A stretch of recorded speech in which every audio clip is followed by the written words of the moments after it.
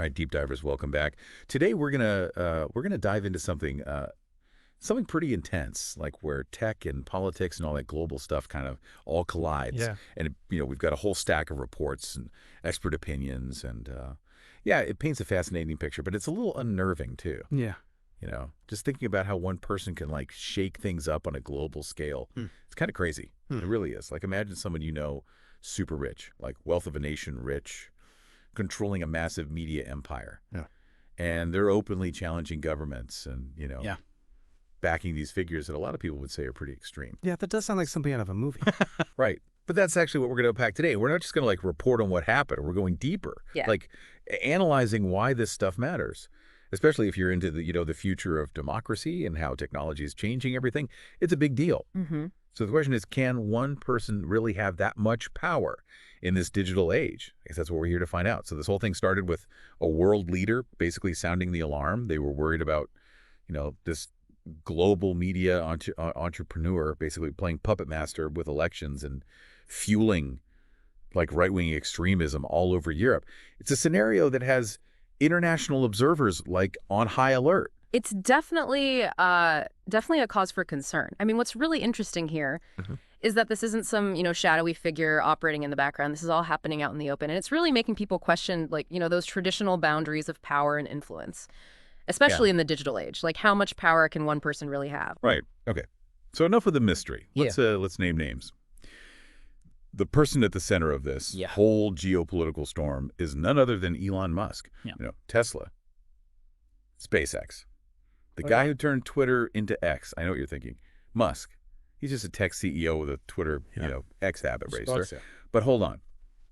His companies haven't just made him wealthy. They've given him a global platform. Yeah. And let's be honest, a persona that really draws attention.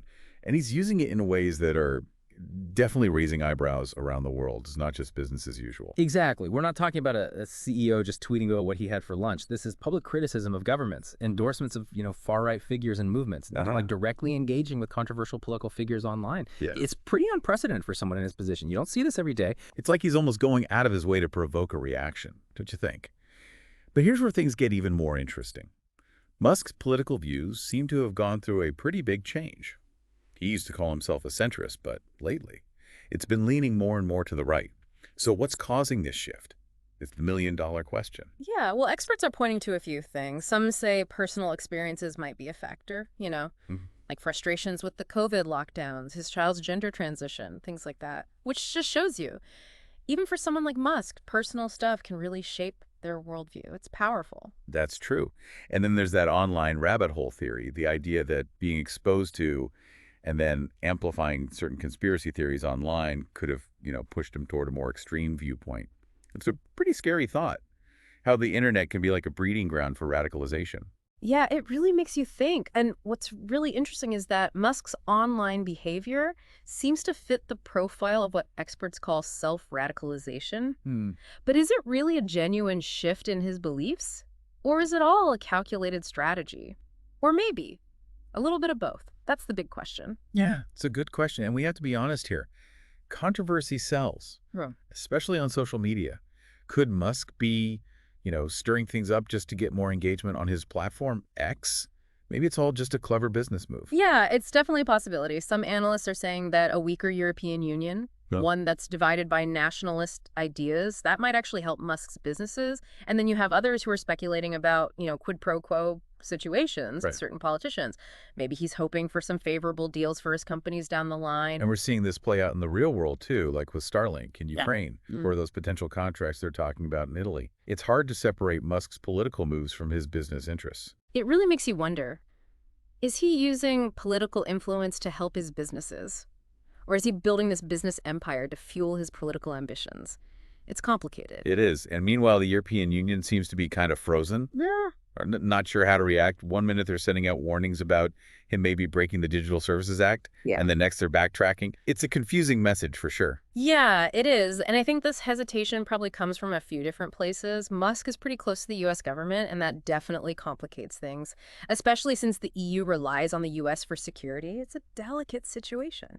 It is. But they do have some options. They could enforce that Digital Services Act, right, to stop any algorithmic manipulation. Yeah.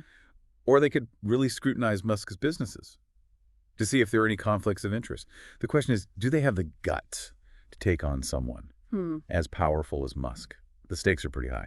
Okay, so let's step back for a second and look at the bigger picture here.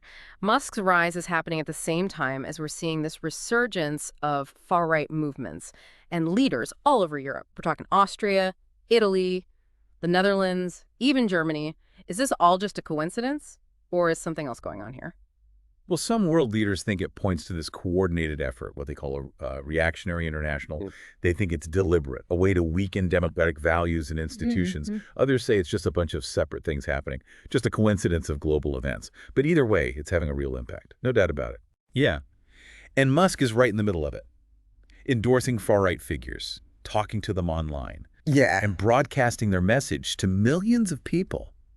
It's almost like he's giving these movements a seal of approval, making their views seem more normal and encouraging their supporters. That's an important point. His Platform X has become a really powerful tool for spreading that far-right stuff and connecting people who think alike, even if they're in different countries. This is changing how these movements operate, how they recruit, how they get their message out. It's a whole new ballgame. It really is. So where do we go from here? Is this just a temporary thing? Or is this the start of like a bigger shift happening globally? Are our democracies even ready for this? Well, those are the big questions. And the experts and policymakers are trying to figure it out. But there's no easy answer. The future is still a big unknown. Yeah. Makes you think. It feels like we're at a turning point. And the decisions we make now, they're going to have a huge impact on everything. What we do or don't do will shape the world for a long time to come. It's true. That's why it's so important to be informed, to understand what's going on, and to be part of the conversation. We can't just sit back and watch. We have to actively shape the future we want. I totally agree. And that's what we're all about here on The Deep Dive. By digging into these complicated and often challenging issues, we're hoping to give you, our listeners, the knowledge and insights you need to navigate this crazy world we live in. Knowledge is power, especially in a world where individuals can have so much influence. Absolutely. Now, before we get too philosophical, let's take a quick break and hear from our sponsors. We'll be back soon to continue our deep dive into Elon Musk and the rise of the far right. Stick with us. So welcome back to the deep dive. Before we took a little break there, we were talking about, Elon Musk and his impact on global politics and his, kind of cozy relationship with these right-wing figures and movements. It's definitely a situation that's causing a lot of discussion on both sides of the pond. Yeah, I was going through all these reports, and one thing that really jumped out at me was how much Musk seems to enjoy, like, pushing the limits. Like he thrives on confrontation and testing those boundaries of what's acceptable. It's almost like it's a game to him. And the whole world is his playing field. That's a good point. It does seem like he's using controversy. I mean, maybe not always intentionally, but he's using it to get what he wants. And it's a risky game he's playing, for sure. One that has, world leaders and those big institutions kind of scrambling to keep up. They are struggling to keep up, aren't they? I mean, look at how the EU is trying to deal with him. They seem to get that he's operating in this gray area, pushing the limits of their rules, but they're hesitant to really do anything about it. Like they're stuck between trying to enforce their laws and not making someone like Musk angry. He's got a lot of power and connections. Yeah, it's a tough spot for them. It really shows you how hard it is for democracies to regulate people who operate on a global scale, especially when they're close to powerful governance. Those traditional ways of using power, they don't seem to work as well in this new world. It's like we're watching a chess match in real time. Musk is making these bold moves, and the EU is just trying to figure out how to respond. And the stakes are huge. Like we said, we're talking about the future of democracy itself and how international relations work. It's a good analogy. And just like a really good chess player, Musk seems to be thinking several moves ahead. Even though his actions can seem impulsive, even erratic sometimes, there's this feeling that he's got a plan. Speaking of plans, let's go back to the whole rise of the far right for a second. It's not just in Europe, it's happening all over the world. And some experts think this is all coordinated, like what they call a reactionary international that's working to undermine democratic values and institutions. But then others say it's just a bunch of isolated events, just a coincidence. Yeah, it's a big debate. But whether it's planned or not, the impact is real. We're seeing a shift in the global balance of power. Far-right ideas are gaining traction, and they're challenging the way things have always been done. It's a realignment. And Musk is right there in the thick of it, endorsing those far-right figures, talking to them online, spreading their message to his millions of followers. It's like he's giving them legitimacy, making their views seem normal and emboldening their supporters. Exactly. That's a key point. His platform X has become like this megaphone for far-right propaganda, and it connects people who agree with them, even if they're across the world from each other. This is a whole new way for these movements to organize and recruit and get their message out. It really makes you wonder what's next. Is this just a phase? Or are we seeing the beginning of something much bigger? A real global shift? Yeah. And are our democracies strong enough to handle it? Those are the questions everyone's asking right now. The experts, the policymakers. But there's no easy answer. We're kind of in uncharted territory here. It's definitely a lot to think about. It feels like we're at a crossroads. And the decisions we make now, both individually and as a society, they're going to have big consequences. That's right. That's why it's so important to stay informed, to really try to understand what's shaping our world, and to be part of the conversation. We can't just sit this one out. We need to actively create the future we want. I completely agree. And that's really what we're trying to do here on the Deep Dive. We dig into these complicated and sometimes challenging topics Yeah. because we want to empower you, our listeners, to give you the knowledge and insights you need to navigate this ever-changing world. That's right. Knowledge is power. And in this case, it might be what saves our democratic values and institutions from these new challenges we're facing. Couldn't have said it better myself. Now, before we get too deep into the philosophy of it all, let's hear from our sponsors. We'll be back in a bit to keep exploring this world of Elon Musk and the rising tide of the far right. Stay with us. Welcome back to the Deep Dive. You know, before the break, we were talking about that feeling, like we're at a crossroads. And in a way, I think we really are. You've got people like Elon Musk and their impact on global politics, and then the rise of those far-right movements. It's forcing us to face some pretty tough questions. Yeah, it's true.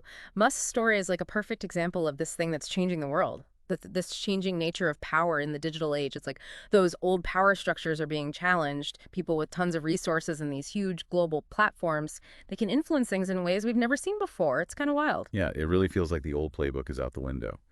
Governments and institutions, they're trying to catch up, but it's not easy. And we're seeing the results, like election interference, misinformation spreading like wildfire. It's happening all around us. And Elon Musk is like the poster child for this new reality. He's playing by a different set of rules, using his wealth and technology and his public image to shake things up on a global scale. And it's not just him either. That's what I find so fascinating about all this, and a little scary if I'm being honest. Right. We're seeing other tech billionaires and celebrities and even online influencers getting more and more political and social power. Yeah. And it doesn't seem like it's slowing down. Nope. It's a trend that's here to stay. And this new landscape, it comes with both amazing opportunities and some serious risks. On the one hand, people can challenge the way things are and push for change, but we also have to worry about accountability and transparency and the potential for manipulation. It's like a double-edged sword for sure.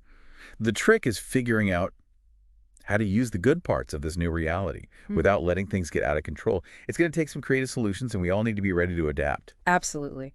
One thing's for sure, we can't just sit around and wait. The world's changing faster and faster, and we've got to be ready to tackle these issues head on, just watching from the sidelines. That's not an option anymore. So what does all this mean for you guys listening? Well, it means you have a part to play in shaping the future. Stay informed, think critically, and use your voice to speak up for the kind of world you want to live in. Your voice matters. That's right. Remember, knowledge is power. The more you know about these trends, the better prepared you'll be to handle the challenges and seize the opportunities that come along. We hope this deep dive has given you all some food for thought. If you enjoyed it, please subscribe to the Deep Dive and leave us a review. And until next time, keep questioning, keep exploring, and keep diving deep.